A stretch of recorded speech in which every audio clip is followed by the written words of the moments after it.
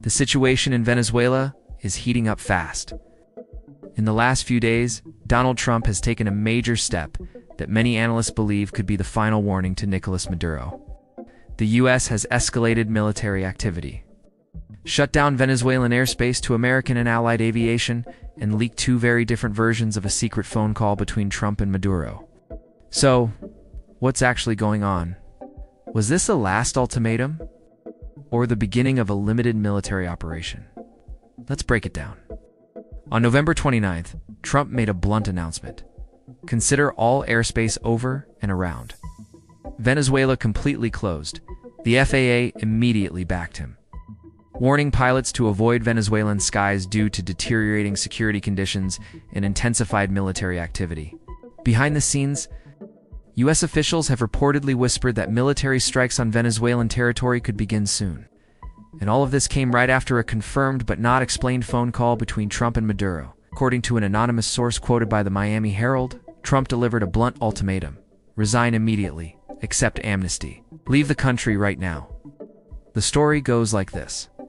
Trump offered Maduro and his inner circle asylum abroad with their money. Maduro demanded full international amnesty for all crimes. He also requested to stay in charge of the armed forces until free elections. Washington said no to everything.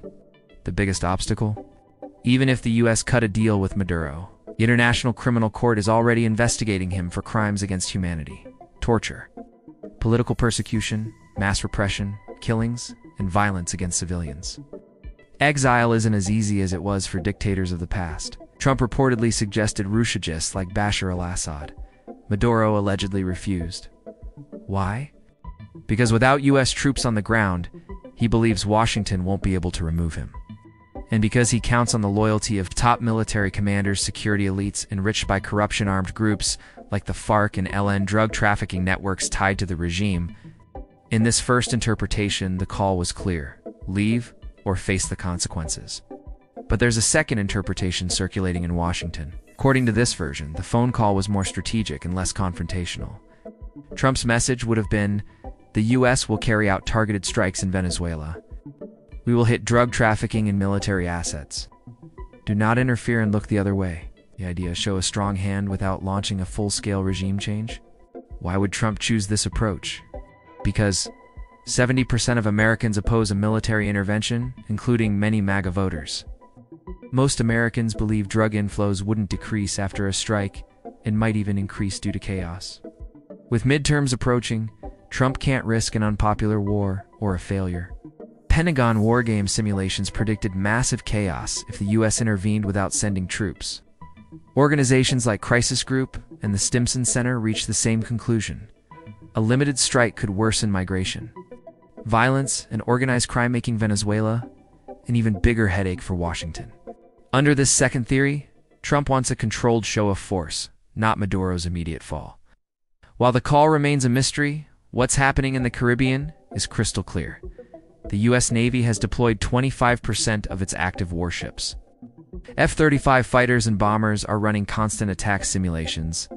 The Dominican Republic has allowed U.S. aircraft to refuel and load equipment at two major bases. U.S. Marines have installed radar systems in Trinidad and Tobago. Puerto Rico has become a key logistics hub. In short, the U.S. can now monitor and, if needed, control the entire Caribbean Sea, whether or not Maduro is the target. The military presence is real and growing. Beyond Venezuela, all this also fits into a new U.S. anti-narcotics strategy.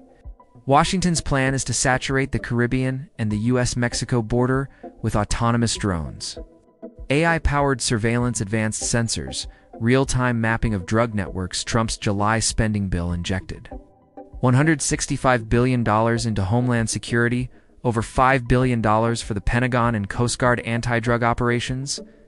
This campaign may continue regardless of what happens in Venezuela. Meanwhile, Trump is ending legal protections for more than 600,000 Venezuelans living in the United States.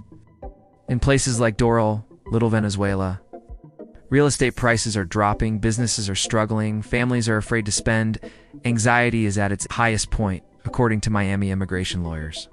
Even Marco Rubio, once a champion of Venezuelan migrants, is now backing policies that could lead to mass deportations. So what really happened in that phone call? Did Trump give Maduro a final ultimatum? Or is the US preparing a limited strike to send a message without toppling the regime? No one outside Trump's inner circle knows for sure. But we do know this: the military buildup is real. The pressure is at its highest point in years. And whether Maduro stays or goes, the Caribbean is becoming a long-term stage for US military and technological power. So now, the question is for you. What do you think the real intention of the White House is? And what did Trump actually say on that call? Let's talk about it in the comments.